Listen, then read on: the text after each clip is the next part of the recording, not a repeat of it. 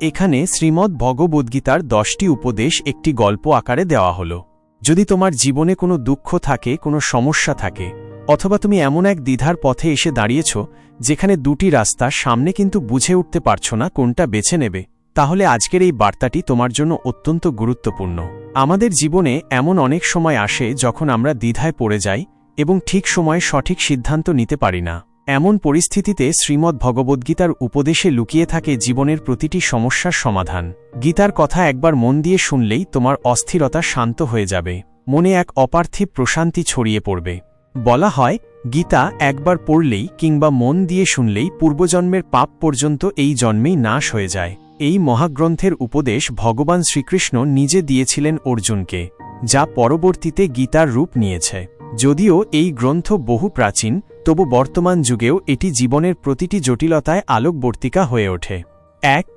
বিশ্বাস ও ত্যাগই সব অর্জনের মূল চাবিকাঠি। গীতা এমন এক জীবন চর্চার পথ শেখায় যা নির্ভর করে বিশ্বাস এবং ত্যাগের ওপর।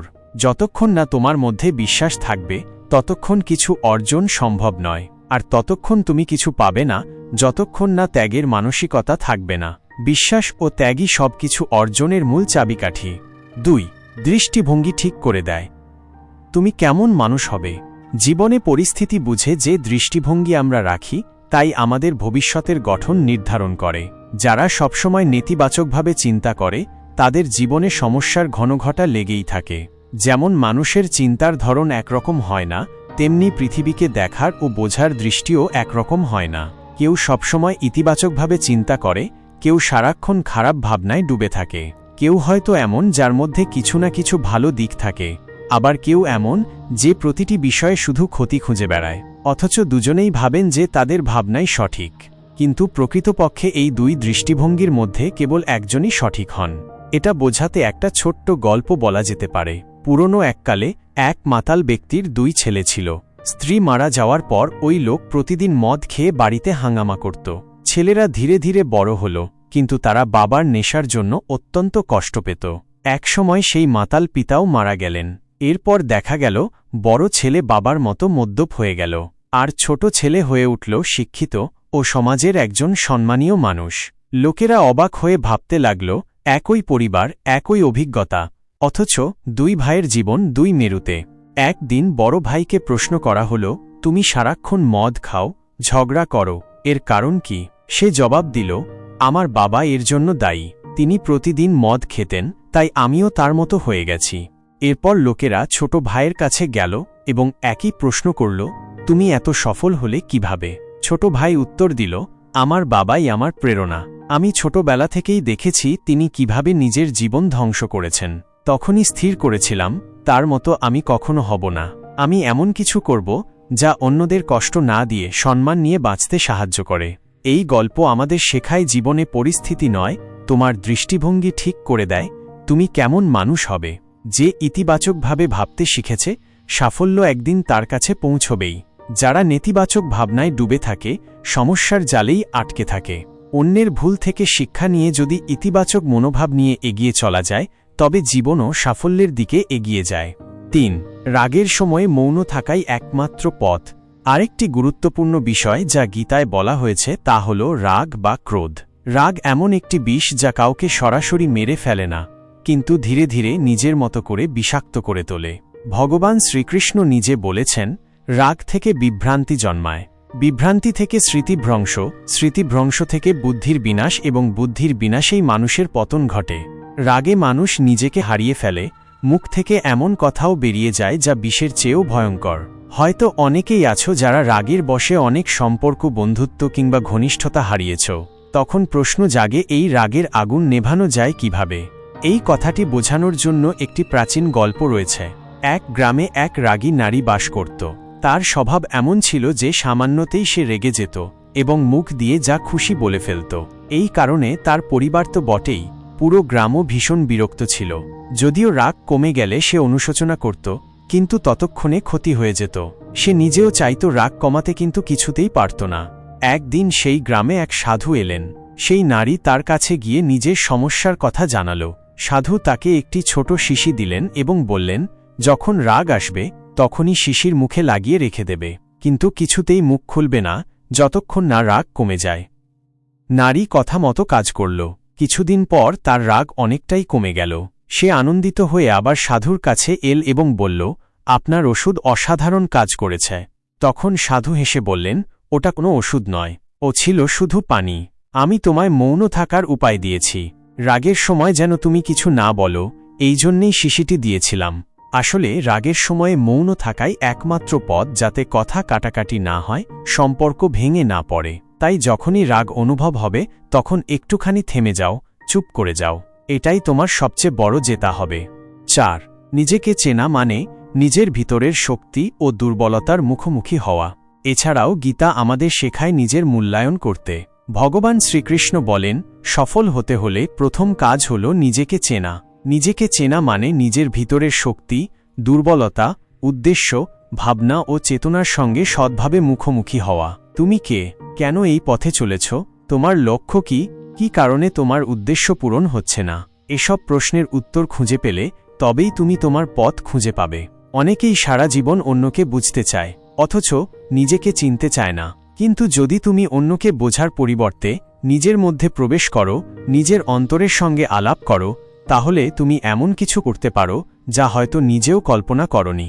তাই এখনই জেগে ওঠো, নিজেকে চিনো, নিজের শক্তি চিনো, তাহলেই তুমি ইতিহাস সৃষ্টি করতে পারবে। 5. মনকে নিয়ন্ত্রণ করা। গীতার আরেকটি অনন্য শিক্ষা হল মনকে নিয়ন্ত্রণ করা। মন চঞ্চল, তবে সেটাই যদি নিজের আয়ত্তে আনা যায়, তাহলে মনই হবে সবচেয়ে বড় শক্তি। তোমার মনই তোমার ভবিষ্যতের রচয়িতা। এই মন দিয়েই তুমি আশ্চর্য ভালো কিছু তৈরি করতে পারো। আবার এই মনই তোমাকে বিপদে ফেলতে পারে যদি তা তোমার নিয়ন্ত্রণের বাইরে চলে যায়। শ্রীকৃষ্ণ বলেন, মন অস্থির হয়ে ওঠে, এটাই তার স্বভাব। আমাদের মন ভাবে, যদি সে একটার পর একটা বিষয় নিয়ে ভাবতে থাকে, তাহলে ভবিষ্যতের সব বিপদ বা সমস্যা থেকে আমাদের রক্ষা করতে পারবে। কিন্তু বাস্তবতা একেবারেই আলাদা। আমরা জীবনের অনেক সময় শুধু চিন্তা করতে করতেই পার করে দিই। যেসব চিন্তা আমাদের ক্লান্ত, উদ্ভ্রান্ত আর বিভ্রান্ত করে তোলে। বলতো, আপনি কি কোনো কাককে বলতে পারবেন সে যেন কাঁকা না করে? বা কোন ব্যাঙকে বলবেন সে যেন পানি দেখেই লাফ না দেয়? আমাদের মনও তেমনি। জীবনে ভালো হোক বা মন্দ, মন তখনই তার কোকো শুরু করে দেয়, মানে চিন্তা আর দুশ্চিন্তার ফাঁদে ফেলে দেয় আমাদের। ছোট একটা বিষয় হলেও মন তা নিয়ে বর্ষার আগুন জ্বালিয়ে তোলে। মাঝে মাঝে তো মনে হয় আমরা অনেকেই শুধু দুশ্চিন্তা করার জন্যই বেঁচে আছি। অসংখ্য সমস্যা, বেদনা আর বিভ্রান্তি, এই সব কিছুর জন্ম হয় আমাদের নিজের মনেই তৈরি হওয়া গল্পগুলো থেকে। তাই মনে রাখতে হবে, আমাদের সমস্যাগুলো মূলত মনের অবস্থা। মন শান্ত না হলে কোনো সমস্যার প্রকৃত সমাধান খুঁজে পাওয়া যায় না। আর মন শান্ত রাখার দায়িত্ব আমাদের নিজেরই। কেউ আমাদের জন্য সেই কাজ করবে না। একবার এক ধনাঢ্য শেখ ছিল, যার প্রচুর টাকা পয়সা ছিল, কিন্তু মনের কোনো শান্তি ছিল না। একদিন সে শুনল এক নগরে এক সাধু আছেন, যিনি এমন এক সিদ্ধি দেন যার ফলে মন যা চায় তাই পাওয়া যায়। সে ছুটে গেল সেই সাধুর কাছে, বলল তার সব আছে, শুধু শান্তি নেই। সাধু বললেন, যা আমি করি তুমি নীরব হয়ে দেখে যাও, তাতেই তুমি শান্তির উপায় পেয়ে যাবে।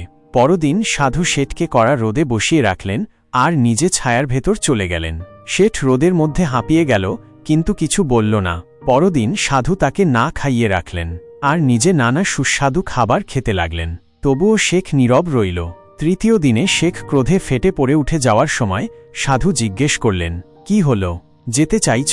শেঠ বলল, হ্যাঁ মহারাজ, আমি আশা করে এসেছিলাম, কিন্তু এখানে শুধু নিরাশাই পেলাম। সাধু বললেন, আমি তো তোমাকে শান্তির উপায়ই বলে দিয়েছি। প্রথম দিন রোদে বসিয়ে আমি বুঝিয়েছি আমার ছায়া তোমার কাজে আসবে না। দ্বিতীয় দিন না খাইয়ে আমি দেখিয়েছি আমার খাওয়া তোমার ক্ষুধা মেটাবে না। তেমনি আমার সাধনা তোমার শান্তি এনে দিতে পারবে না। শান্তি তোমাকে তোমার নিজের পরিশ্রমেই অর্জন করতে হবে। এই কথা শুনে শেখের চোখ খুলে গেল। সে মাথা নত করে আশীর্বাদ নিয়ে নিজের ঘরে ফিরে গেল। তাই মনে শান্তি আনতে হলে আগে রাগ আর কুচিন্তা থেকে দূরে থাকতে হবে। যতক্ষণ না মন থেকে রাগ আর নেতিবাচক চিন্তা বিদায় নিচ্ছে, ততক্ষণ প্রেম আর শান্তি প্রবেশ করতে পারবে না। 6. কর্ম করো, ফলের চিন্তা করো না। শ্রীকৃষ্ণ আরও একটি বিশেষ উপদেশ দেন, কর্ম করো কিন্তু ফলের চিন্তা করো না। তিনি বলেন, কর্ম এবং ফলের মধ্যে সম্পর্ক থাকলেও আমরা শুধু আমাদের কাজ নিয়েই ভাবব, ফল নিয়ে নয়। কারণ ফল কখন আসবে, কেমন হবে, তা আমাদের হাতে নেই। আর ফলের চিন্তাই আমাদের জীবনে দুশ্চিন্তা আর মানসিক অস্থিরতা ডেকে আনে। কর্ম করতে করতে কেউ যদি সারাক্ষণ ভাবতে থাকে তার ফল কি হবে, তাহলে সে নিজের দায়িত্বকে সঠিকভাবে পালন করতে পারে না। শ্রীকৃষ্ণ বলেন, যখন আমরা দায়িত্ব পালন করি তখন আমাদের মনের সাহস, উদ্যম এবং সংকল্প থাকা দরকার। সেই মনোভাবই জীবনের সফলতার চাবিকাঠি। একবার এক রাজা ছিলেন যিনি তার প্রজাদের খুব ভালোবাসতেন। তিনি নিয়মিত প্রজাদের মধ্যে ঘুরে বেড়াতেন, তাদের সমস্যা শুনতেন এবং সমাধানের চেষ্টা করতেন। একদিন রাজা সফরে ছিলেন। হঠাৎ তার জামার একটি বোতাম ছিঁড়ে গেল। তিনি তার মন্ত্রীকে ডেকে বললেন, তাড়াতাড়ি কোনো ভালো দর্জিকে এনে দাও, আমার বোতাম লাগাতে হবে। মন্ত্রী এক গ্রাম থেকে একজন দর্জিকে এনে হাজির করল। রাজা জিজ্ঞেস করলেন, তুমি কি বোতাম লাগাতে পারবে? দর্জি বলল, হ্যাঁ মহারাজ, এটা তো খুব সহজ কাজ। সে নিজের থলি থেকে সুতো বের করে বোতাম লাগিয়ে দিল। রাজা খুব খুশি হলেন। তিনি দর্জিকে জিজ্ঞেস করলেন, তুমি কত টাকা চাও? দর্জি ভাবল, কাজ তো ছোট, 2 টাকা চাইলে চলে। কিন্তু পরক্ষণে ভাবল, যদি রাজা মনে করেন এত ছোট কাজের জন্য আমি টাকা নিচ্ছি, তাহলে গ্রামবাসীদের থেকে হয়তো অনেক বেশি নেই, তাহলে তো সমস্যা। তাই সে বলল, যা আপনি ঠিক মনে করেন তাই দিন। রাজা ভাবলেন, এর কাজ ছোট হলেও যেন সত্যিকারের দানবীর নিজের মূল্য নিজেই নির্ধারণ করতে জানে না। তাই রাজা তাকে 2টি গ্রাম দান করলেন। দর্জি চমকে গেল। সে মনে মনে ভাবতে লাগল, সে যেখানে মাত্র 2 টাকা চাইছিল সেখানে সে এখন 2 গ্রামের মালিক হয়ে গেল। তাই বন্ধুরা, আমরা নিজের চিন্তায় অনেক সময় নিজেকে সীমিত করে ফেলি, কিন্তু ঈশ্বর আমাদের সেই অনুযায়ী দেন যা আমরা ভাবতেও পারি না। আমরা যেখানে ছোট কিছু ভাবি, তিনি আমাদের তার ইচ্ছা অনুযায়ী অনেক বড় কিছু দেন। ভগবান আমাদের তাদের দেওয়ার ক্ষমতা অনুযায়ী অনেক বড় কিছু উপহার দেন। ঠিক এই কারণেই শ্রীকৃষ্ণ গীতায় বলেন, কর্ম করো কিন্তু ফলের আকাঙ্ক্ষা রেখো না। আর এই কথাই এই গল্পের গভীরতম শিক্ষা। 7. নিজেকে গড়ে তোলা। শ্রীমদ্ ভগবদ্গীতার 6ষ্ঠ উপদেশ হল নিজেকে গড়ে তোলা। শ্রীকৃষ্ণ বলেন, মানুষের জীবন অমূল্য, এ সত্য কেউ অস্বীকার করে না। তবে এই জীবন দায়নি, দেহকে আমরা যতটা সম্মান দেওয়া উচিত ততটা কখনোই দেই না। বাহ্যিক রূপ বা সৌন্দর্য নিয়ে আমরা প্রচণ্ড ব্যস্ত থাকি, অথচ শরীরের ভেতর যিনি অবস্থান করছেন সেই পরমাত্মা, সেই ঈশ্বর এবং তার এই বসবাসের স্থানরূপী মন্দিরের কথা ভাবতেই ভুলে যাই। এই অবচেতনতা আমাদের এমন এক ঘূর্ণিতে টেনে নিয়ে যায় যেখানে শুধুই ভোগের আকাঙ্ক্ষা, যেখানে অন্তরের গঠন নেই, শুধু বাইরের চাকচিক্য। আর এই ভুলের খেসারত দিতে হয় শুধু আমাদের নয়, আমাদের পরিবার, সমাজ, জাতি ও গোটা পৃথিবীকেও। আজকের সবচেয়ে বড় প্রয়োজন যদি কিছু হয় তা হল নিজেকে গড়ে তোলা। আমাদের ভাবতেই হবে কিভাবে আমরা নিজের জীবনকে আদর্শময় করব। ঈশ্বর আমাদের শ্রেষ্ঠ রূপে সৃষ্টি করেছেন, কিন্তু কেবল তা মেনে নিলেই তো শ্রেষ্ঠ হওয়া যায় না। আমাদের মন, বাক্য ও কর্ম, এই তিনের মাধ্যমেও আমাদের শ্রেষ্ঠ হয়ে উঠতে হবে। যতক্ষণ না আমরা নিজেকে ঈশ্বরের এক অংশ বলে অনুভব করব, ততক্ষণ আমাদের সত্যিকারের কল্যাণ সম্ভব নয়। আমাদের দেহরূপী মন্দির এবং তার অন্তরে অবস্থানকারী আত্মাকে গুরুত্ব দিতে হবে, তাকে পবিত্র রাখতে হবে, তার প্রতি শ্রদ্ধা রাখতে হবে। আমরা যেমন বাইরের দালানকোঠার নির্মাণ নিয়ে ভাবি, তেমনি যত্ন নিতে হবে নিজের চরিত্র ও অন্তর নির্মাণের। তার জন্য চাই সদ্গুণ, ইতিবাচক চিন্তা, ভালোবাসা ও গ্রহণযোগ্যতা। আমাদের চোখ রাখতে হবে নিজের এবং অন্যের ভিতরকার ভালো গুণের দিকে। আমরা সবাই সেই সর্বশক্তিমান পরমেশ্বরের সন্তান, তার সমস্ত গুণ আমাদের মধ্যেই আছে, শুধু তা জাগিয়ে তোলার প্রয়োজন। সেই গুণগুলোকে সঠিক পথে কাজে লাগিয়ে আমরা নিজেদের নির্মাণ করতে পারি, আর নিজের নির্মাণের মাধ্যমে পরিবার, সমাজ, জাতি এবং এই পুরো বিশ্বেও সত্যিকারের নির্মাণ সম্ভব। চলুন আজকের এই সকালকে নিজের অন্তর্গঠন বা আত্মনির্মাণের প্রথম ভোর হিসেবে গ্রহণ করি। চলুন সর্বপ্রথম আমরা নিজেকে গড়তে শুরু করি। মনে রাখবেন, অসম্ভব ভাবনাটাই হল সম্ভাবনার পথে সবচেয়ে বড় বাধা। তাই এই ভাবনাকে মন থেকে সরিয়ে দিন। নিজেকে বোঝান সবই সম্ভব যদি মন থেকে চাও। আপনার পরিচয় শুধু আপনার নাম নয়, আপনার আসল পরিচয় তৈরি হয় আপনার চরিত্র, আপনার কর্ম ও আপনার ব্যবহারের। আর তাই নিজের নির্মাণ ছাড়া এই পথে কোনো বিকল্প নেই। 8. লক্ষ্যকে সর্বদা মনে রাখা। শ্রীমদ্ ভগবদ্গীতার 7ম উপদেশ হল লক্ষ্যকে সর্বদা মনে রাখা। শ্রীকৃষ্ণ বলেন, কোনো লক্ষ্য স্থির করার আগে নিজেকে 3টি প্রশ্ন করো। তুমি কেন এটা করতে চাও? এর পরিণাম কি হতে পারে? আর তুমি কি এতে সফল হবে? যদি এই 3টি প্রশ্নের উত্তর তোমাকে আত্মবিশ্বাস দেয়, তবেই সেই লক্ষ্যপথে অগ্রসর হও। নিজের লক্ষ্যের পরিকল্পনা কাউকে বলো না, চুপচাপ কাজ করে যাও। যাত্রাপথে বিপত্তি এলে ভয় পেও না, ধৈর্য ধরে এগিয়ে যাও। মনে রেখো, অতীত যেমনই হোক না কেন, ভবিষ্যৎ সবসময় তোমার হাতে। আমাদের আশেপাশে কিছু মানুষ খুব সহজে সাফল্য পেয়ে যায়, আর কিছু মানুষ শত চেষ্টা করেও ব্যর্থ হয়। যারা ব্যর্থ হয় তাদের প্রথম প্রয়োজন নিজের লক্ষ্য স্থির করা, যাতে বোঝা যায় কোন দিকে হাঁটতে হবে। জীবনে সফল হতে হলে লক্ষ্য এমন হওয়া উচিত যা নিজের হৃদয় থেকে আসে, অন্যের দেখাদেখি নয়। তুমি যখন নিজের মতো করে কাজকে বুঝে নিতে শেখো, তখন লক্ষ্য স্থির করাও সহজ হয়ে যায়। স্বপ্ন দেখা ভালো, কিন্তু স্বপ্নকে বাস্তবে রূপ দিতে চাইলে বুঝতে হবে তুমি আসলে কি চাও। লক্ষ্য ঠিক করতে গেলে তা পূরণে তোমার কতটা শক্তি, সময় ও মনোযোগ প্রয়োজন সেটাও বিচার করতে হবে। সবসময় বড় লক্ষ্য স্থির না করে ছোট ছোট লক্ষ্য নির্ধারণ করো। সেগুলো পূরণ করতে করতে বড় লক্ষ্য নিজের থেকে কাছে চলে আসবে। এই ভাবনাকে সহজভাবে বোঝাতে একটি গল্প বলা যায়। একটা গাধা ছিল, তার একটা স্বপ্ন ছিল। সে চেয়েছিল জীবনে এমন কিছু করুক যাতে সে মারা যাওয়ার পরেও লোকে তাকে মনে রাখে, তার নাম করে। কিন্তু সেই গাধা কাজ করত এক ধনী মালিকের অধীনে। সেই মালিকের লক্ষ্য ছিল নিজেকে অঞ্চলের সবচেয়ে বড় ব্যবসায়ী হিসেবে গড়ে তোলা। এই লক্ষ্য পূরণের জন্য মালিক দিন রাত খাটত এবং গাধার পিঠে বোঝা চাপিয়ে চলত যাতে বেশি মুনাফা হয়। গাধার মনে ভয় ছিল, যদি কাজ করতে না পারে তবে খাবার জুটবে না। এই ভয়েই সে কখনো মালিককে ছেড়ে যেতে পারেনি। তার গোটা জীবন কেটে যায় মালিকের স্বপ্ন পূরণে শ্রম দিতে দিতে। শেষ বয়সে যখন গাধা আর চলতে পারে না, তখন মালিক তাকে জঙ্গলে ফেলে দিয়ে চলে যায়। গাধা মৃত্যুর মুখে দাঁড়িয়ে নিজের জীবন ফিরে দেখে। সে ভাবে, আমি কি এভাবেই বাঁচতে চেয়েছিলাম? আমার কি নিজের কোনো স্বপ্ন ছিল না? আমি কি শুধু অন্যের লক্ষ্য পূরণের জন্যই জন্মেছিলাম? যদি আমি একবার চেষ্টা করতাম, যদি একটিবার সাহস করে এগিয়ে যেতাম, তাহলে হয়তো আমার জীবনটা সম্পূর্ণ আলাদা হতে পারত। হয়তো আজ আমি অন্য কোথাও দাঁড়িয়ে থাকতাম। কিন্তু শেষ পর্যন্ত সেই গাধাটির মতো আমিও শুধুই একটি আফসোস নিয়ে জীবন শেষ করতাম। আজকের এই আধুনিক জীবনে অনেকেই সেই গাধার মতোই সময় কাটাচ্ছেন।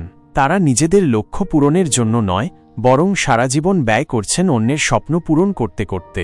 নিজের যোগ্যতা থাকা সত্ত্বেও তারা সন্তুষ্ট থাকেন, নিজেকে বিকশিত করার সাহস দেখান না। যতদিন না আমরা নিজের কথা ভাবি, নিজের লক্ষ্যকে গুরুত্ব দিই এবং তার জন্য কাজ করা শুরু করি, ততদিন পর্যন্ত আমরা আমাদের জীবন নিজেদের মতো করে উপভোগ করতে পারি না। তাই যত তাড়াতাড়ি সম্ভব আমাদের নিজের লক্ষ্য স্থির করে তার দিকে এগিয়ে চলা শুরু করতে হবে। যদি আমরা না চাই সেই গাধার মতো শেষবেলায় পস্তাতে, তাহলে আজ থেকেই নিজের লক্ষ্য নিয়ে ভাবা উচিত এবং তাকে বাস্তবে রূপ দেওয়ার জন্য অগ্রসর হওয়া দরকার। একবার সাহস করে যদি আমরা নিজের মতো করে বাঁচতে শুরু করি এবং নিজের লক্ষ্য পূরণের কথা ভাবতে পারি, তাহলে হয়তো শতভাগ সাফল্য নাও আসতে পারে, কিন্তু অন্তত এই আফসোসটা থাকবে না যে আমরা কিছুই করিনি। তাই নিজের ক্ষমতাকে চিনে নিতে হবে। বুঝতে হবে যে আমাদের মধ্যেই আছে সেই শক্তি যা আমাদের স্বপ্নকে সত্যি করতে পারে। 9. বর্তমানে বাঁচতে শেখো। শ্রীমদ্ ভগবদ্গীতার অষ্টম উপদেশ, বর্তমানে বাঁচতে শেখো। গীতায় বলা হয়েছে, অতীতের ভয় আর ভবিষ্যতের চিন্তা মানুষকে এতটা বিষণ্ণ করে তোলে যে সে জীবনের প্রকৃত স্বাদ পায় না। অনেক সময় এই দুশ্চিন্তা তার মানসিক ভারসাম্য নষ্ট করে দেয়। ভুলে গেলে চলবে না। অপরাধবোধ ও দুশ্চিন্তা মানুষের স্বাভাবিক অনুভূতি, কিন্তু এগুলোকে মনে পুষে রাখা বা ভাবা যে এগুলো থেকে মুক্তি অসম্ভব, সেটাই সবচেয়ে বড় ভুল। এমন ভাবনা মনের স্থিতিকে ভেঙে দেয় এবং জীবনের সৌন্দর্য নষ্ট করে দেয়। তাই আমাদের চাই নিজের চিন্তার পরিধিকে বিস্তৃত করা। বর্তমানই আমাদের একমাত্র বাস্তব সত্য। অতীতকে ফিরে পাওয়া যায় না। ভবিষ্যৎ সম্পূর্ণ কল্পনার উপর নির্ভরশীল। এই মুহূর্তই আমাদের ভবিষ্যতের জন্মদাতা। তাই আমাদের বর্তমানকে সুন্দর করে গড়ে তুলতে হবে, যাতে আগামীকাল নিজে থেকেই উজ্জ্বল হয়ে ওঠে। আমাদের সময় সীমিত, তাই তা অতীত নিয়ে ভাবতে বা ভবিষ্যতের ভয়কে পুষে রাখতে অপচয় করা যাবে না। একটা পরিকল্পনা তৈরি করতে হবে এবং সেই অনুযায়ী প্রতিদিনের প্রতিটি মুহূর্তকে কাজে লাগাতে হবে। আমরা যা করি ঠিক সেটাই আমাদের আগামী দিনের পরিচয় গড়ে তোলে। বর্তমানে বাঁচতে পারাই সুখ ও সফলতার আসল চাবিকাঠি। আজকের দিনই হলো সেই সঠিক সময়, কারণ আমাদের কাছে এখনই হলো বাস্তব। অতীত আমাদের শিক্ষা দেয়, ভবিষ্যৎ আমাদের লক্ষ্য ঠিক করে দেয়, কিন্তু বর্তমান আমাদের হাতে গড়ে তোলার একমাত্র সুযোগ। চেষ্টা করো যাতে প্রতিটি আজ হয়ে ওঠে পূর্ণ আনন্দময় ও সার্থক। 10. নিজের উপর বিশ্বাস রাখো। শ্রীমদ্ ভগবদ্গীতার নবম উপদেশ, নিজের উপর বিশ্বাস রাখো। শ্রীকৃষ্ণ বলেন, যতক্ষণ না তুমি নিজেকে বিশ্বাস করছো, ততক্ষণ অন্য কেউ তোমাকে বিশ্বাস করবে না। জীবনে সফল হতে চাইলে নিজের স্বপ্নের পেছনে ছুটতে হবে। নিজের লক্ষ্যকে খুঁজে পেতে হবে আর তাকে বাস্তবে রূপ দেওয়ার জন্য সদা প্রস্তুত থাকতে হবে। তুমি যত বেশি পরিশ্রম করবে তত তাড়াতাড়ি স্বপ্ন পূরণের পথ শুভম হবে। যদি তুমি নিজেকে বিশ্বাস করো তাহলে এই পৃথিবীতে কিছুই অসম্ভব নয়, কিন্তু যদি নিজেকেই বিশ্বাস না করো তাহলে কোনো লক্ষ্য পূরণ করা সম্ভব নয়। আত্মবিশ্বাস এমন এক শক্তি যা জীবনে অলৌকিক রূপান্তর ঘটাতে পারে। তুমি যা ইচ্ছা করো তাই করতে পারো, শুধু দরকার নিজের উপর অটুট বিশ্বাস। নিজেকে বিশ্বাস করতে না পারা মানে ভেতরে ভেতরে একরকম ভয় লালন করা। একবার ভেবে দেখো, পর্বতারোহী কিংবা ক্রীড়াবিদরাও তো আমাদেরই মতো সাধারণ মানুষ, তাহলে তারা এত কঠিন লক্ষ্য কিভাবে অর্জন করে? তার একমাত্র উত্তর হল আত্মবিশ্বাস। এমনি এক গল্প আছে রামায়ণে।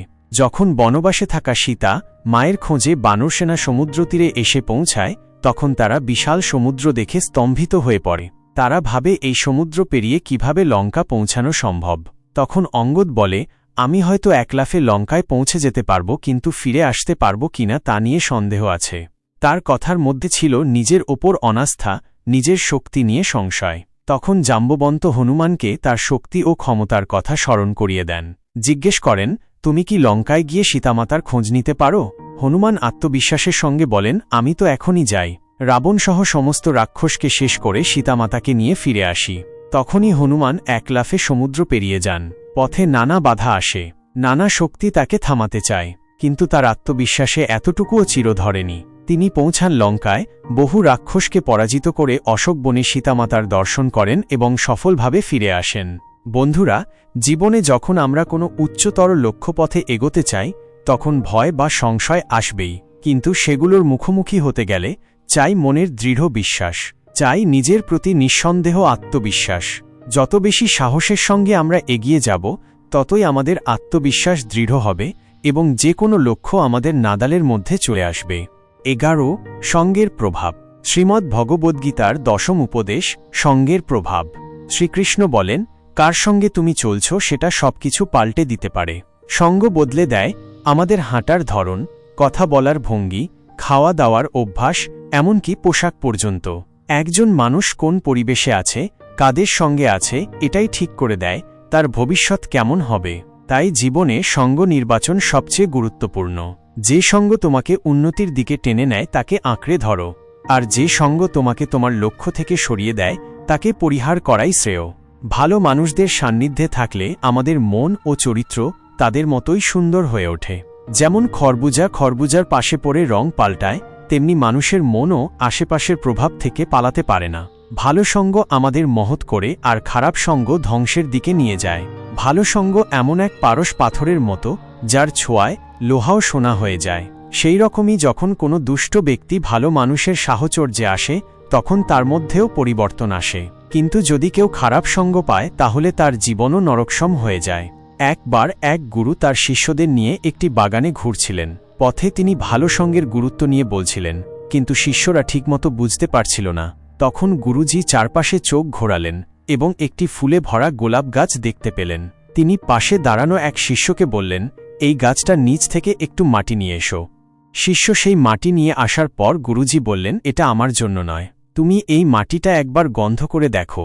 শিষ্য মাটিটা গন্ধ নিয়ে বলল, গুরুজি, এতে তো দারুণ গোলাপের সুবাস পাচ্ছি। তখন গুরু বললেন, জানো কেন এই মাটিতে এত সুন্দর গন্ধ? কারণ এই মাটির উপর গোলাপের পাপড়ি প্রতিদিন পড়ে। সেই পাপড়ির সুবাস এই মাটির মধ্যে মিশে গেছে। যেমন এই মাটিতে গোলাপের ঘ্রাণ এসে গেছে, তেমনি জীবনের চলার পথে যার সঙ্গ আমরা গ্রহণ করি তার প্রভাবও আমাদের ভিতরে এসে যায়। ঠিক তেমনি যার সঙ্গে আমরা থাকি তার গুণ বা দোষ ধীরে ধীরে আমাদের ভিতর ঢুকে পড়ে।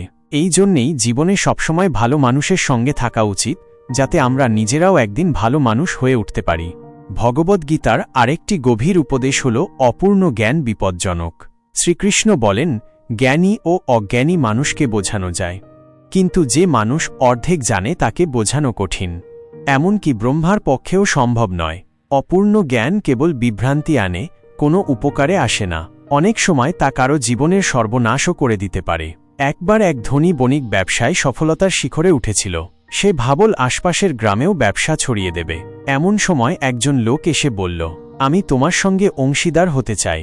ধনী লোকটি ভাবল, কাজ বাড়ছে, একজন সঙ্গী দরকারি, তাই তাকে সঙ্গী করে নিল। সেই নতুন লোকটি খুব পরিশ্রমী ছিল। দুজনের চেষ্টায় ব্যবসা দ্রুত বাড়ল। একদিন এক পুরনো বন্ধু সেই বণিকের কাছে এল। সে নতুন অংশীদারকে দেখে চিনে ফেলল। সে জানত লোকটি চতুর, ধোঁকাবাজ এবং শেষে প্রতারণা করে পালিয়ে যায়। কিন্তু সে নিজেকে শাস্ত্রজ্ঞ মনে করত। সে শাস্ত্রে পড়েছিল কারো সম্বন্ধে খারাপ কিছু বলা পাপ। তাই সে বন্ধুকে কিছু না বলে শুধু বলল, তোমার নতুন সঙ্গী খুব পরিশ্রমী ও সবার বিশ্বাস জিতেছে। কিছুদিনের মধ্যে সেই নতুন অংশীদার বণিকের পূর্ণ বিশ্বাস অর্জন করে। বণিক নিজের ধনের চাবিও তার হাতে তুলে দেয়। এক রাতে সে সব টাকা নিয়ে পালিয়ে যায়। পরদিন যখন বণিক জাগে, দেখে সবকিছু উধাও। সে দৌড়ে তার বন্ধুর কাছে যায় এবং সবকিছু বলে। বন্ধু তখন বলল, আমি তো আগে থেকেই জানতাম সে একজন চোর। তখন বণিক রেগে গিয়ে বলল, যদি জানতে তাহলে আগে বলনি কেন? আমার সব শেষ হয়ে গেল। বন্ধু বলল, আমি কারো নিন্দা করি না, শাস্ত্রে পড়েছি নিন্দা করা পাপ। বণিক কষ্টভরা কণ্ঠে বলল, তোমার এই অপূর্ণ জ্ঞান আমাকে ধ্বংস করল। এই গল্প আমাদের শেখায়, জ্ঞানের একটা টুকরো না জেনে শুধু একটি কথা মেনে চললে অনেক বড় ক্ষতি হতে পারে। তাই জীবনে কখনোই অপূর্ণ জ্ঞানে বিভ্রান্ত হওয়া উচিত নয়। জ্ঞান যদি থাকে, তাকে সম্পূর্ণভাবে গ্রহণ করা দরকার। ভগবদ্গীতার আরও একটি মূল্যবান শিক্ষা হল, কে আমাদের বন্ধু আর কে শত্রু তা বোঝার ক্ষমতা অর্জন করা। শ্রীকৃষ্ণ বলেন, সফল হতে চাইলে এমন বন্ধু দরকার যারা আমাদের এগিয়ে যেতে উৎসাহ দেয়। আর যদি নিজেকে আরও শীর্ষে দেখতে চাই, তাহলে এমন শত্রুও দরকার যারা আমাদের বাধা দেয়। কারণ তখন আমরা নিজেকে প্রমাণ করার জন্য আরও বেশি পরিশ্রম করি। তাই কারো শত্রুতা আমাদের শক্তির উৎস হয়ে উঠতে পারে। যতদিন না আপনি শত্রুর দুর্বলতা বুঝতে পারেন, ততদিন তার সঙ্গে বন্ধুত্বই ভালো, যাতে আপনি তার অভ্যন্তরের কৌশল জানতে পারেন। শ্রীকৃষ্ণ বলেন, যারা খারাপ চিন্তা করে, দৃষ্টিভঙ্গি অসৎ, চরিত্র কলুষিত এবং দুর্বৃত্তদের সঙ্গে থাকে, তাদের বন্ধু হিসেবে কখনোই গ্রহণ করা উচিত নয়। চন্দন গাছের গন্ধ যেমন মোহনীয়, ঠিক তেমনিই তার গন্ধের টানে বিষাক্ত সাপও তার গায়ে এসে লেপ্টে থাকে। যেমনটা বাইরে থেকে শান্ত ও মিষ্টি, তার ভিতরে কি লুকিয়ে আছে তা জানা কঠিন।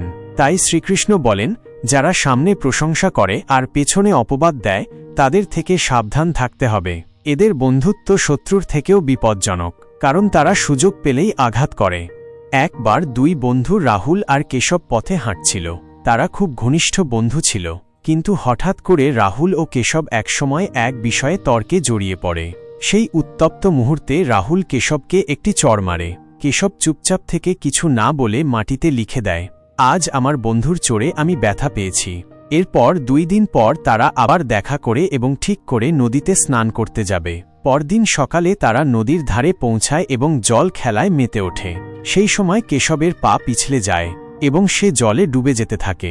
রাহুল সঙ্গে সঙ্গে এগিয়ে গিয়ে নিজের প্রাণপণ চেষ্টায় কেশবকে বাঁচিয়ে ফেলে। এই ঘটনার পর কেশব একটি পাথরের গায়ে খোদাই করে লেখে, আজ আমার প্রিয় বন্ধু আমাকে মৃত্যুর হাত থেকে বাঁচিয়েছে। রাহুল তখন কেশবকে জিজ্ঞেস করে, যখন আমি তোমাকে চড় মেরেছিলাম তুমি তা মাটিতে লিখলে, আর আজ যখন আমি তোমায় বাঁচালাম তুমি তা পাথরে খোদাই করলে, এটা কেন? কেশব শান্তভাবে উত্তর দেয়, যখন কোনো প্রিয়জন আমাদের কষ্ট দেয় বা কিছু ভুল করে ফেলে, তখন সেই কথাগুলো আমাদের হৃদয়ে না রেখে বালির মতো উড়িয়ে দেওয়া উচিত, যেন বাতাস এসে তা মুছে নিয়ে যায়। কিন্তু যখন কোনো প্রিয়জন আমাদের জন্য ভালো কিছু করে, তখন তা পাথরে খোদাই করে রাখতে হয়, যাতে সময়ের ঝড়েও সেই স্মৃতি মুছে না যায়। বন্ধুত্ব যেখানে থাকে, ভালোবাসাও সেখানে বাস করে।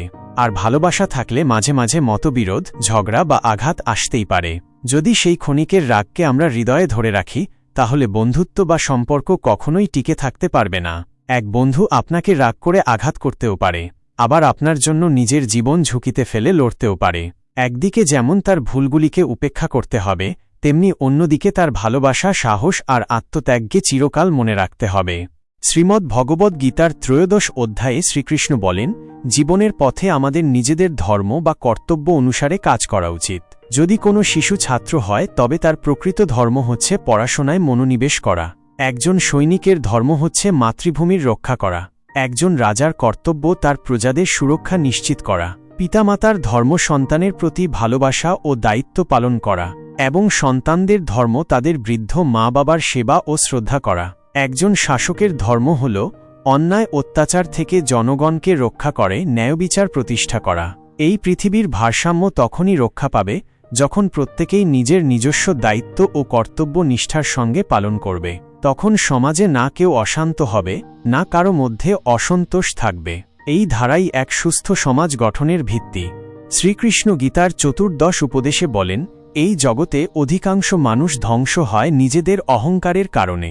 তারা বিশ্বাস বা শ্রদ্ধাকে নয়, নিজের অহংবোধকে বেশি মূল্য দেয়। সেই আমি সব জানি, এই মনোভাবই তাদের বড় হতে দেয় না। একজন অহংকারী মানুষের জগৎ তার নিজের মধ্যেই সীমাবদ্ধ থাকে। সে শুধু নিজের কথাই ভাবতে থাকে, ফলে ধীরে ধীরে একা হয়ে পড়ে। আমার মা প্রায়ই বলতেন, জীবনে যতই উপরে ওঠো, যত বড়ই হও, একটা কথা সবসময় মনে রেখো, তোমার সফলতা যেন কখনো তোমার মাথার ভেতর গিয়ে বসে না যায়। কারণ অহংকারের ঘর সবসময়ই শূন্য থাকে। একজন গর্বিত মানুষের পাশে কেউ থাকতে চায় না, কারণ সে নিজেকে বড় করে তুলতে অন্যদের ছোট করতে চায়। মানুষে হওয়া উচিত একটি আম গাছের মতো, যার ডালে যত বেশি পাকা ফল ধরে, সেই ডাল তত বেশি নত হয়। অর্থাৎ সফলতা যত বেশি হবে, তত বেশি বিনয় আসা উচিত। প্রকৃত সাফল্য তখনই অর্থবহ হয়ে ওঠে, যখন সে আমাদের ভিতর বিনয় ও নম্রতা জাগিয়ে তোলে। নিজের কৃতিত্ব নিয়ে গর্ব করা যায়, কিন্তু অহংকার নয়। পরিশ্রম করে অর্জিত সফলতা থেকে আসে এক শান্ত প্রশান্ত তৃপ্তি, এটাই গর্ব। কিন্তু যখন সেই তৃপ্তি নিজেকে অন্যদের উপরে ভাবতে শেখায়, তখন তা অহংকারের রূপ নেয়। আমাদের মধ্যে অনেকেই ভাবে আমরা সবকিছু জানি, অথচ বাস্তবতা হলো আমরা যতই জানি না কেন, সবকিছু জানা কখনো সম্ভব নয়। যেদিন কেউ নিজেকে সব জানতা ভাবতে শুরু করে, সেদিন থেকেই তার পতনের শুরু। একজন অহংকারী ব্যক্তি তার জীবনে বেশি দূর এগোতে পারে না, কারণ তার দৃষ্টিভঙ্গি সবসময় আমি জানি, আমিই ঠিক, এই আবরণে ঢাকা থাকে। যদি অহংকার একবার মনের মধ্যে গেঁথে বসে, তাহলে আপনি যত দ্রুত সাফল্যের সিঁড়ি বেয়ে উঠেছেন, ঠিক তত দ্রুতই সেখান থেকে নিচে নেমেও পড়বেন। শ্রীমদ্ ভগবদ্ গীতার 15 উপদেশ। শ্রীকৃষ্ণ বলেন, পরিবর্তনই জীবন। জীবনে যে ব্যক্তি পরিবর্তনকে স্বাগত জানাতে ভয় পায়, সে কখনো সত্যিকার অর্থে এগিয়ে যেতে পারে না। কারণ পরিবর্তন সবসময় একটি নতুন দিক নিয়ে আসে, এবং সেই দিকটি শেষ পর্যন্ত মঙ্গলময়ী হয়। যদি জীবনে কোনো পরিবর্তন না আসে, তাহলে আমরা যেখানে আছি সেখানেই স্থির হয়ে পড়ে থাকব, আর কখনো সামনে এগোতে পারব না। কখনো কখনো এই পরিবর্তন আমাদের অস্বস্তি দেয়, যন্ত্রণা দেয়, কিন্তু সেই কষ্ট চিরস্থায়ী হয় না। সময়ের সঙ্গে সঙ্গে সেগুলো মুছে যায়, এবং পরিবর্তনের ফলস্বরূপ একসময় সুখ এসে ধরা দেয়। তুমি কি কখনো নদীর জলকে পৌঁছতে দেখেছ? কখনো না, কারণ নদী সবসময় বয়ে চলে, প্রবাহিত হয়, নিজেকে পরিবর্তিত করে চলে। কিন্তু একটি পুকুরের জল যখন স্থির থাকে, পরিবর্তনের কোনো ছোঁয়া পায় না, তখন ধীরে ধীরে তা নোংরা হয়ে যায়। মানুষের জীবনও ঠিক সেই রকম। যদি পরিবর্তন থেমে যায়, তবে জীবনও থেমে যায়। পরিবর্তন না থাকলে আমাদের অস্তিত্বই হারিয়ে যাবে। শ্রীমদ্ ভগবদ্ গীতার 16 উপদেশে শ্রীকৃষ্ণ বলেন, আলস্য মানুষের সেই শত্রু, যে তাকে সাফল্য থেকে দূরে সরিয়ে রাখে। যদি তোমার জীবনে সফল হতে চাও, তবে সর্বপ্রথম তোমাকে নিজের আলস্যকে বিদায় জানাতে হবে। যারা শুধু আরামের মধ্যে থাকতে চায়, যারা কখনো নিজের সীমানা ছেড়ে বেরোতে চায় না, তারা জীবনে বড় কিছু অর্জন করতে পারে না। আলস্য আর ভয়, এই দুটি জিনিস মানুষকে তার স্বপ্নের কাছাকাছিও যেতে দেয় না। একটি তাকে শুরু করতে দেয় না, আর অন্যটি তাকে মাঝপথে থামিয়ে দেয়। তাই যদি তুমি তোমার লক্ষ্যকে বাস্তব করতে চাও, তাহলে নিজের ভয় এবং আলস্যকে দূরে সরিয়ে দাও। শ্রীকৃষ্ণ গীতার 17 উপদেশে বলেন, সঠিক সময়ের অপেক্ষা করাটা নির্বুদ্ধিতা। তিনি অর্জুনকে বলেন, কোনো কাজ শুরু করার জন্য একমাত্র উপযুক্ত সময় হচ্ছে যখন তুমি শুরু করার সিদ্ধান্ত নাও। যে ব্যক্তি সঠিক সময়ের প্রতীক্ষায় বসে থাকে, তার কাছে কখনোই সেই সময় আসে না, আর সে জীবনভর শুধু অপেক্ষা করেই যায়, কিন্তু কিছু শুরু করতে পারে না। এই সত্যকে বোঝাতে একটি গল্প আছে। এক ব্যক্তি একবার এক সাধুর উপদেশ শুনতে যায়। সেখানে তিনি শোনেন, সময় খুবই মূল্যবান, এর ইচ্ছে অনুযায়ী দাম পাওয়া যায়। এই কথা শুনে সে মানুষজনকে বলতে শুরু করে, ভাই, আমার সময় খুব দামি, চাইলে দিনে 200 টাকা করে আমার সময় কিনে নিতে পারো। মানুষ তাকে জিজ্ঞেস করে, তোমার সময় কিনে কি করব? সে বলে, তুমি যেভাবে চাইবে সেভাবেই ব্যবহার করো, আমি তো বিক্রি করছি। লোকজন তাকে পাগল বলে দূরে সরিয়ে দেয়। শেষে সেই ব্যক্তি আবার সেই সাধুর কাছে ফিরে যায় এবং বলে, মহাত্মা, আপনি বলেছিলেন সময় দামি, কিন্তু কেউ তো আমার সময় 1 টাকাও দিচ্ছে না। সাধু মুচকি হেসে বলেন, বৎস, সময় দামি বটে, কিন্তু তার সঠিক ব্যবহার না করলে তার দাম কেউ দেবে না। সময়ের দাম তখনই ওঠে যখন পরিশ্রম ও সদ্ব্যবহার দিয়ে তাকে মূল্যবান করে তোলা যায়। তখন সেই ব্যক্তি উপলব্ধি করে, শুধু সময় থাকা যথেষ্ট নয়, তার সদ্ব্যবহারই তাকে দামি করে তোলে। আমাদের জীবনেও প্রতিটি মুহূর্ত অমূল্য, কিন্তু সেই মূল্য পেতে হলে প্রয়াস ও সদ্বিচার দরকার। শ্রীকৃষ্ণ গীতার অষ্টাদশ উপদেশে বলেন, একটি কাজ কারো কাছে পাপ, আবার কারো কাছে পুণ্য হতে পারে। কোনো কর্ম পাপ না পুণ্য তা শুধুমাত্র বাইরের থেকে বিচার করা যায় না।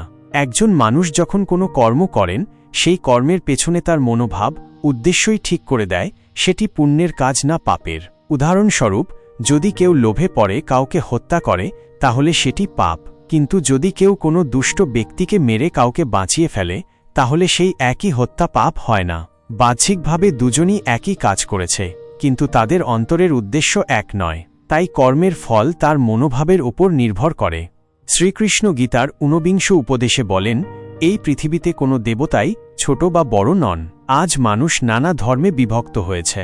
তারা ধর্ম ও দেবতার নামে ঝগড়া করে, বিভাজন তৈরি করে, কিন্তু তারা ভুলে যায় সব দেবতা, সব রূপ একই পরম সত্তারই প্রকাশ।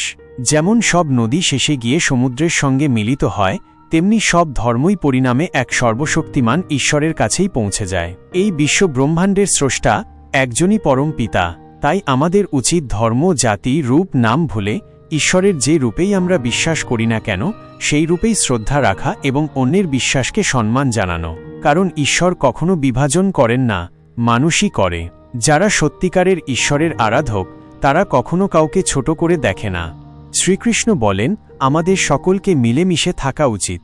তিনি ভাগবত গীতার এক গুরুত্বপূর্ণ শিক্ষা দিতে গিয়ে বলেন, মানুষের দেহ ক্ষণস্থায়ী, এটি একদিন বিলীন হয়ে যায়, কিন্তু আত্মা অবিনশ্বর, অমর। আত্মার কোনো মৃত্যু নেই। কোনো অস্ত্র তাকে হত্যা করতে পারে না, কোনো শক্তি তাকে শেষ করতে পারে না। মৃত্যুর পর দেহ পঞ্চতত্ত্বে মিশে যায়, কিন্তু আত্মা আবার নতুন দেহে জন্ম নেয়। যে ব্যক্তি এই সত্য জানে, সে কখনো কারো মৃত্যুতে বিলাপ করে না, কারণ সে জানে মরেছে শুধু দেহ, আত্মা নয়।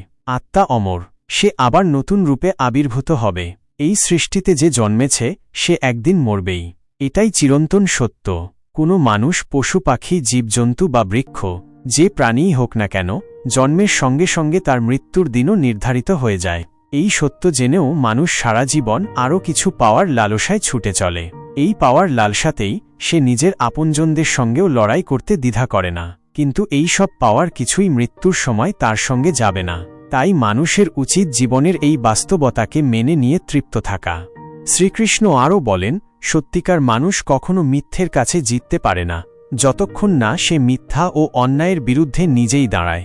অনেকে বলে, এই যুগে মিথ্যায় জেতে আর সত্য পরাজিত হয়, কিন্তু এটা পুরোপুরি সত্য নয়। মিথ্যা এই কারণে জেতে, কারণ সত্য তার বিরুদ্ধে কখনো দাঁড়ায় না। যদি সত্য নিজের অধিকারের জন্য রুখে না দাঁড়ায়, তবে মানুষ মিথ্যাকেই সত্য বলে ধরে নেয়। পাণ্ডবরা সত্যের পথে ছিল, কখনো অন্যায় করেনি, কিন্তু সবথেকে বেশি কষ্ট তারাই পেয়েছিল। তারা সবসময় বড়দের আদেশ মেনেছে, জানত এই আদেশ অন্যায়, তবুও তারা চুপ থেকেছে। কিন্তু সেই চুপ থাকাটাই তাদের সবচেয়ে বড় ভুল ছিল। শেষ পর্যন্ত তাদেরই অস্ত্র তুলে নিতে হয়েছিল, অন্যায়ের বিরুদ্ধে লড়াই করতে হয়েছিল। যদি তারা না লড়ত, তবে দুঃশাসন ও দুর্যোধনের অন্যায় ধর্ম বলে প্রতিষ্ঠিত হয়ে যেত। এই গল্প শুধু মহাভারতের নয়, এ আমাদের জীবনেও প্রতিফলিত হয়। আমাদের জীবনেও অন্যায় আসে, কষ্ট আসে, কিন্তু যদি আমরা চুপ থাকি, তবে সেই অন্যায় আরও বেড়ে যায়। এই দুঃখ দূর করতে হলে লড়াই আমাদেরকেই করতে হয়। যদি কেউ আমাদের সঙ্গে অন্যায় করে, তার প্রতিবাদ আমাদেরই করতে হবে। এই সমাজ কখনো দুর্বলদের পাশে দাঁড়ায় না, শক্তির সঙ্গেই থাকে। তাই নিজের আত্মরক্ষায়, নিজের অধিকারের জন্য নিজেকেই এগিয়ে আসতে হয়।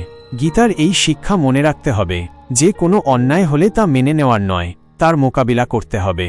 কোনো কষ্ট এলে তার ভয়ে পিছিয়ে যাওয়া নয়, বরং সেই কষ্টের মুখোমুখি হয়ে সামনে এগোতে হবে। আরেকটি গভীর সত্য শ্রীকৃষ্ণ আমাদের শেখান যে, মানুষকে তুমি যত বেশি ভালোবাসো, তার কাছ থেকেই সবচেয়ে বেশি কষ্ট পাবে। গীতার জ্ঞান শুরুরই হয়েছিল অর্জুনের মোহ থেকে। অর্জুন এক অসাধারণ বীর, কিন্তু আত্মীয় স্বজনদের প্রতি অতিরিক্ত টান তাকে দুর্বল করে দিয়েছিল। যাদের সঙ্গে তার আত্মিক সম্পর্ক ছিল, তারাই তাকে সবচেয়ে বেশি কাঁদিয়েছিল। তারা কোনো শত্রু নয়, ছিল আপনজন, কিন্তু তারাই তাকে জীবনভর দুঃখ দিয়েছে। জীবনে অধিকাংশ কষ্ট আসে নিজের কাছের মানুষদের থেকেই। বাইরের লোক কি বলল তা আমাদের তেমন আঘাত দেয় না, কিন্তু প্রিয়জনের কথায় হৃদয় রক্তাক্ত হয়ে যায়। তাই মনে রাখতে হবে, যাকে তুমি যত গভীরভাবে আপন ভাববে, সেই ততই বেশি তোমাকে কাঁদাবে। এই কষ্ট এড়ানো যায় না, একজন মা বাবার জীবন দেখলে বোঝা যায় তারা সন্তানদের জন্য কত ত্যাগ স্বীকার করেন, কিন্তু শেষ পর্যন্ত সেই সন্তানেরাই তাদের চোখে জল এনে দেয়। প্রেমিক বা প্রেমিকাও ভালোবাসার সম্পর্কেও একই কথা প্রযোজ্য। যত গভীর প্রেম তত গভীর ব্যথা। তুমি যদি কাউকে তোমার জীবনের সবচেয়ে গুরুত্বপূর্ণ মানুষ করে তোলো, তবে সবচেয়ে বড় আঘাতও সেখান থেকেই আসবে। অনেকে বলে, আমি এমন একজন মানুষের দ্বারা প্রতারিত হয়েছি যার থেকে আমি কখনো এটা আশা করিনি। কিন্তু বিশ্বাসভঙ্গ তখনই হয় যখন তুমি কাউকে তার যোগ্যতার চেয়ে বেশি গুরুত্ব দাও, তাকে এমন স্থান দাও যা সে পাওয়ার যোগ্য নয়। তাই ভুলটা একা তার নয়, তোমারও আছে। কাউকে এতটাই আপন করে ফেলো না যাতে একদিন তার কাছেই হার মানতে হয়, চোখের জলে ভেসে যেতে হয়। তাই শ্রীকৃষ্ণ আমাদের শেখান, জীবনের পথে চলতে গেলে মায়ামোহ থেকে মুক্ত হতে হবে, অন্যায়ের প্রতিবাদে সাহসী হতে হবে, আর আত্মার সত্য জেনে তৃপ্তিতে বাঁচতে শিখতে হবে। এই শিক্ষা জীবনের মূল মন্ত্র হয়ে উঠুক। এই সংসারে কারো মাঝেই সুখের আসল উৎস খোঁজার চেষ্টা করো না। যদি কাউকে নিজের সুখের কারণ বানাও, তবে একদিন সেই তোমায় দুঃখ দেবে। শ্রীমদ্ ভগবদ্ গীতার 23তম উপদেশ বলেছে, জীবনে কোনো কিছুর অতিরিক্ত ব্যবহার করা উচিত নয়। কোনো জিনিসের এমনভাবে অভ্যাস করো না যাতে তা নেশায় পরিণত হয়ে যায়। তা সে মাদক হোক, জুয়া হোক, অতিরিক্ত খাওয়া হোক, ঘুম হোক, সারাদিন শুয়ে থাকার অভ্যাস হোক, বা মোবাইল টিভির প্রতি আসক্তি। এই সব অভ্যাস মানুষকে এক নিঃসঙ্গ পৃথিবীতে ঠেলে দেয়, যেখানে সে একাই পড়ে থাকে। তুমি খেয়াল করলে দেখবে যে কোনো মানুষ কোনো কিছুর প্রতি প্রবলভাবে অভ্যস্ত হয়ে পড়ে, সে ধীরে ধীরে নিজের ভেতরেই হারিয়ে যেতে শুরু করে। অনেকেই মোবাইলে এত ডুবে থাকে যে তাদের খেয়ালই থাকে না বাইরের জগতে কি ঘটছে, পাশে কে আছে। ব্যবহার আর আসক্তির মধ্যে আকাশ পাতাল ফারাক আছে। মোবাইল তৈরি হয়েছিল সময় বাঁচানোর জন্য, কিন্তু যদি তুমি সবসময় মোবাইলে ডুবে থাকো, তাহলে জীবনের গুরুত্বপূর্ণ কাজগুলো কখন করবে? শুধু মোবাইল নয়, যে কোনো অভ্যাসই যদি তোমার উপর আধিপত্য বিস্তার করে, তাহলে তুমি তার গোলাম হয়ে যাও। তখন সেটা তোমার মালিক হয়ে ওঠে, আর তুমি হয়ে পড়ো তার দাস। এই আসক্তি শুধু জড় বস্তুর ক্ষেত্রেই নয়। যদি কোনো মানুষের অভ্যাস হয়ে যাও আর সে তোমার জীবন থেকে সরে যায়, তাহলেও তুমি অস্থির হয়ে পড়বে। তাই মনকে এমনভাবে গড়ে তোলো যাতে কোনো কিছুর আসক্তি না তৈরি হয়। মানুষ তখনই আসক্ত হয় যখন তার মন দুর্বল হয়ে পড়ে। যদি তুমি মনকে নিয়ন্ত্রণ করতে পারো, তবে কেউই তোমার উপর নিয়ন্ত্রণ বিস্তার করতে পারবে না। শ্রীমদ্ ভগবদ্ গীতার 24তম উপদেশ আমাদের শেখায়, জীবনে যখন কঠিন সময় আসে, যখন কেউ পাশে থাকে না, তখন অন্তর থেকে ঈশ্বরের কাছে প্রার্থনা করো। শ্রীকৃষ্ণ বলেছিলেন যে আমার উপর নির্ভর করে আমি তার প্রয়োজন পূরণ করি, তার দুঃখ দূর করতে সাহায্য করি।